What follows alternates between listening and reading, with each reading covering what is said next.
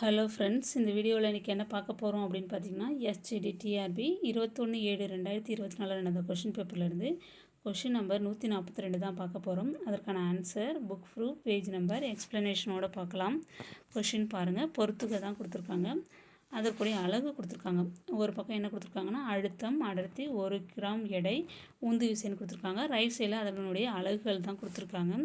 அப்போ ஆன்சர் என்ன வரும் அப்படின்னு பார்த்தீங்கன்னா, அழுத்தத்திற்கு பாஸ்கல், அடர்த்திக்கு நான் இங்கேயே குறிச்சிருக்கேன் பாருங்கள், கிலோகிராம் மீட்டர் பவர் -3, 1 கிராம் எடை அப்படின்னா 10⁻³ நியூட்டன், உந்து விசை அப்படின்னா கிலோகிராம் மீட்டர் வினாடி பவர் -2. ஓகேங்களா?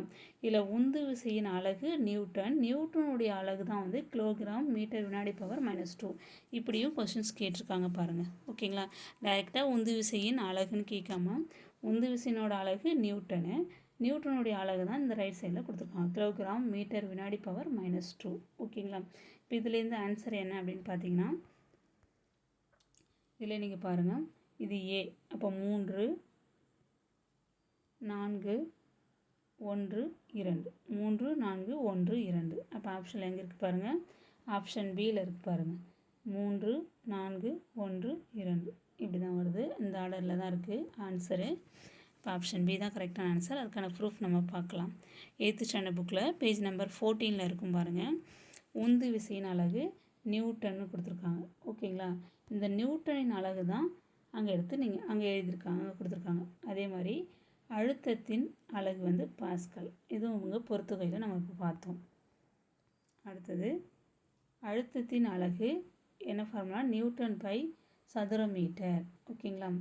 அப்போது 1 நியூட்டன் பை சதுர மீட்டர் என்பது 1 பாஸ்கல். இப்போ தான் நம்ம பார்த்தோம், அழுத்தத்தின் அலகு பாஸ்கல் எப்படின்னு சொல்லலாம். இதுவும் இருக்குது. இதுவும் வந்து 9th ஸ்டாண்டர்ட் புக்கில் பேஜ் நம்பர் 27 இருக்கும். அடுத்து பார்த்திங்கன்னா 9th ஸ்டாண்டர்ட் புக்கில் பேஜ் நம்பர் 32 இருக்கும். அடர்த்தியின் எஸ்ஐ அலகு வந்து கிலோகிராம் பை மீட்டர் பவர் 3. இந்த மீட்டர் பவர் 3 தான் மேலே, இது டிவைடில் இருக்குது, மேலே வந்ததுன்னா மீட்டர் பவர் -3 வரும். அதுதான் வந்து அங்கே ஆப்ஷனில் ரைட் சைடில் கொடுத்துருக்காங்க பொறுத்துகையில், கிலோகிராம் மீட்டர் பவர் -3 அப்படின்னு கொடுத்துருப்பாங்க. ஓகேங்களா? இது வந்து 9th standard book page number 32 இருக்கும். அடுத்து 10th ஸ்டாண்டர்ட் புக்கில் பேஜ் நம்பர் 6 இருக்குது பாருங்கள். 1 நியூட்டன் அப்படின்றது 1 கிலோகிராம் மீட்டர் வினாடி பவர் -2.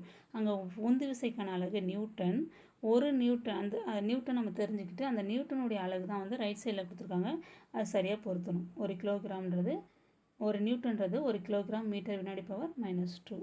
இது தான் அங்கே கொடுத்துருக்கிறது. ஓகேங்களா? இதில் என்ன இல்லை அப்படின்னு பார்த்தீங்கன்னா, 1 கிராம் எடைன்றது இல்லை. ஓகேங்களா? இந்த பொறுத்துகையில் அழுத்தம் இருக்குது, அழுத்தத்தின் அலகு இருக்குது, அடர்த்தியின் அலகு இருக்குது, உந்து விசைன்றது நியூட்டன், நியூட்டனுடைய அலகும் கொடுத்துட்டாங்க. 1 கிராம் எடை, அதுக்கு என்ன ஆன்சர்னா 10⁻³ நியூட்டன். இது வந்து புக்கில் இல்லை. உங்களுக்கு ஏதாவது தெரிஞ்சுது, எதாவது புக்கில் இருந்தது அப்படின்னா கமெண்ட்ஸில் போடுங்க. ஆனால் 1 கிராம் எடையின் அலகு இதான் கொடுத்துருக்காங்க, இது புக்கில் இல்லை. ஓகேங்களா? இதுக்கான ப்ரூஃப் வேணுன்றதுக்காக தான் நான் கேட்குறேன். உங்களுக்கு ஏதாவது ஆன்சர் தெரிஞ்சுது அப்படின்னா அதில் வந்து வேறு இதில் கொடுத்துருக்காங்க, டைன்லேயே நம்ம கொடுத்துருக்காங்க. இந்த 1 கிராம் எடை அப்படின்றது 980 டைன் அப்படின்னு சொல்லி கொடுத்துருக்காங்க. ஆனால் இது மாதிரி நியூட்டனில் எங்கேயும் கொடுக்கல. யாருக்காவது தெரிஞ்சுது அப்படின்னா நீங்கள் கமெண்ட்ஸில் போடுங்க. ஓகேங்களா? அப்போ கரெக்ட் ஆன்சர் என்னென்னு பார்த்தீங்கன்னா ஆப்ஷன் பி தான் கரெக்டான ஆன்சர்.